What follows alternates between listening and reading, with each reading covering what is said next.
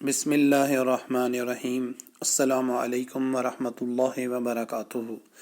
اللہم صلی علی محمد وعلی آل محمد۔ سیرت النبی صلی اللہ علیہ وآلہ وسلم، درس نمبر 42۔ سب سے پہلے ایمان لانے والے۔ سابقہ قسط میں اس بات کا ذکر رہ گیا تھا کہ جب غار حرا میں حضرت جبرائیل علیہ السلام پہلی وحی لے کر حاضر ہوئے تو اس کے بعد حضرت جبرائیل علیہ السلام نے زمین پر پاؤں مارا جس سے پانی نمودار ہوا۔ انہوں نے حضور صلی اللہ علیہ وآلہ وسلم کے سامنے خود وضو کیا۔ رسول اللہ صلی اللہ علیہ وآلہ وسلم نے بھی اسی طرح وضو کیا۔ اس کے بعد حضرت جبرائیل علیہ السلام نے 2 رکعت نماز 4 سجدوں کے ساتھ پڑھائی اور آپ صلی اللہ علیہ وآلہ وسلم نے اقتدا فرمائی۔ پہلی وحی کے نزول کے ساتھ ہی حضور اکرم صلی اللہ علیہ وآلہ وسلم کو اپنے منصب اور مقام کا علم ہو چکا تھا۔ جناب ورقہ بن نوفل کے پاس آپ صلی اللہ علیہ وآلہ وسلم کا تشریف لے جانا حضرت خدیجہ رضی اللہ عنہ کی خواہش کے احترام کے ساتھ ساتھ تبلیغ کے آغاز کا مرحلہ بھی تھا، جس کے لیے قدرت نے جناب ورقہ بن نوفل کو ابتدائی کڑی بنایا۔ منصب نبوت کے علم کے بعد تصدیق کرنے والوں کی ضرورت تھی۔ یہ سعادت حضرت خدیجہ رضی اللہ عنہ اور جناب ورقہ کے حصے میں آئی۔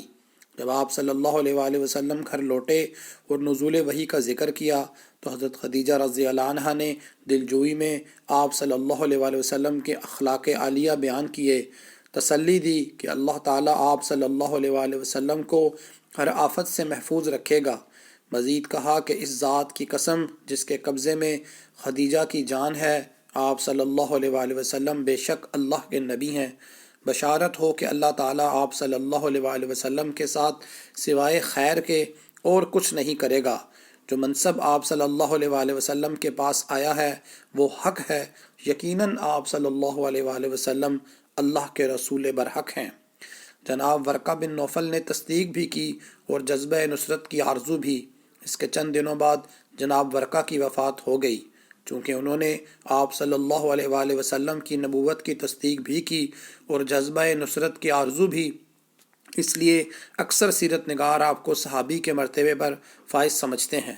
اللہ کے آخری رسول پر ایمان لانے والی پہلی خاتون آپ صلی اللہ علیہ وآلہ وسلم کی شریک حیات حضرت خدیجہ رضی اللہ عنہ ہیں۔ بعثت کے فوراً بعد حضرت خدیجہ رضی اللہ عنہ اور 4 صاحبزادیاں ایمان لے آئیں۔ حضرت خدیجہ رضی اللہ عنہ روئے زمین کی پہلی مومنہ ہیں جو حضور صلی اللہ علیہ وآلہ وسلم کی 13 سالہ مکی زندگی میں 10 سال تک آپ صلی اللہ علیہ وآلہ وسلم کی نہ صرف مونس و غمگسار بلکہ مشیر و شریک کار رہیں۔ بعثت کے دوسرے دن حضرت علی رضی اللہ عنہ نے رسول اکرم صلی اللہ علیہ وآلہ وسلم کو نماز پڑھتے دیکھا تو پوچھا کہ یہ کیا ہے؟ اب صلی اللہ علیہ وسلم نے فرمایا، یہ اللہ کا دین ہے، یہی دین لے کر پیغمبر دنیا میں آئے ہیں، میں تم کو اللہ کی طرف بلاتا ہوں، اس کی عبادت کرو۔ رات گزری اور دوسرے دن صبح وہ ایمان لے آئے۔ اس وقت ان کی عمر 8 اور 10 سال کے درمیان تھی۔ خانوادہ نبوت کے تیسرے فرد جنہیں آزاد کردہ غلاموں میں اول المسلمین ہونے کا اعزاز حاصل ہوا وہ آپ صلی اللہ علیہ وآلہ وسلم کے آزاد کردہ غلام اور منہ بولے بیٹے حضرت زید بن حارثہ رضی اللہ عنہ ہیں، جو قبیلہ بنو قزاعہ کے سردار حارثہ ابن شراجیل کے بیٹے تھے۔ سفر کے دوران ڈاکوؤں نے اغوا کر کے عکاظ کے بازار میں حضرت خدیجہ کے بھتیجے حکیم بن حزام کو فروخت کر دیا تھا۔ انہوں نے اپنی پھوپھی کے حوالے کیا اور حضرت خدیجہ نے انہیں حضور صلی اللہ علیہ وآلہ وسلم کی خدمت کے لیے مأمور کیا۔ بعد میں حضرت زید رضی اللہ عنہ کے باپ کو ان کی موجودگی کا علم ہوا تو وہ انہیں لینے آیا، مگر انہوں نے حضور صلی اللہ علیہ وآلہ وسلم کے ساتھ رہنے کو ترجیح دی۔ حضور صلی اللہ علیہ وآلہ وسلم ان سے بہت محبت کرتے اور اپنا بیٹا کہا کرتے تھے اور وہ زید بن محمد کہلاتے تھے، تاں کہ سورہ احزاب میں حکم نازل ہوا کہ لوگوں کو اپنے باپوں کے ناموں سے پکارا کرو۔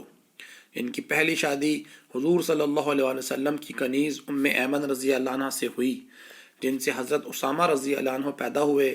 ان کے بعد حضور صلی اللہ علیہ وآلہ وسلم کی پھوپھی زاد حضرت زینب بنت جحش رضی اللہ عنہ سے نکاح ہوا، لیکن تفاوت و مزاج کی بنا پر طلاق ہو گئی۔ حضرت زید رضی اللہ عنہ سریہ موتا 8 ہجری میں شہید ہوئے۔ آپ رضی اللہ عنہ وہ واحد صحابی ہیں جن کا نام قرآن مجید میں آیا ہے۔ آزاد مردوں میں آپ صلی اللہ علیہ وآلہ وسلم کے جگری دوست حضرت ابو بکر بن ابی قحافہ رضی اللہ عنہ کو اول المسلمین ہونے کا شرف حاصل ہے۔ حضرت ابو بکر رضی اللہ عنہ مکہ کے دولت مند تاجر، ماہر انصاب، صاحب الرائے اور فیاض فرد تھے۔ حضور صلی اللہ علیہ وآلہ وسلم نے فرمایا کہ میں نے جس کسی پر اسلام پیش کیا وہ اس سے کچھ نہ کچھ جھجکا، بجز ابو بکر رضی اللہ عنہ کے کہ انہوں نے اسلام قبول کرنے میں ذرا برابر توقف نہیں کیا۔ ابن سعد نے لکھا ہے کہ جب وہ ایمان لائے تو ان کے پاس 40,000 درم تھے۔ انہوں نے اپنا سارا سرمایہ تبلیغ اسلام کے لیے وقف کر دیا، ہر نازک لمحہ میں رفاقت کا حق ادا کیا۔ میں رات کی صبح کفار کے پوچھنے پر بلا پس و پیش اس محیر العقول واقعے کی تصدیق کی۔ ہجرت کے خطرناک سفر اور غار ثور میں ساتھ رہنے کی بدولت ثانی اثنین کہلائے۔ حضور صلی اللہ علیہ وآلہ وسلم نے آپ کو صدیق کے لقب سے نوازا۔ حضرت ابو بکر رضی اللہ عنہ کی تبلیغ سے عشرہ مبشرہ میں سے 5 صحابی یعنی حضرت عثمان بن عفان، حضرت زبیر بن عوام، حضرت سعد بن ابی وقاص، حضرت عبد الرحمن بن عوف اور حضرت طلحہ بن عبید اللہ رضوان اللہ علیہم اجمعین نے اسلام قبول کیا۔ آج کے درس سے چند سوالات۔ عورتوں میں سب سے پہلے کون مسلمان ہوا؟ آپ صلی اللہ علیہ وسلم کے منہ بولے بیٹے کون تھے؟ ثانی اثنین کن صحابی کو کہا جاتا ہے؟ جزاک اللہ خیرہ۔ السلام علیکم ورحمۃ اللہ وبرکاتہ۔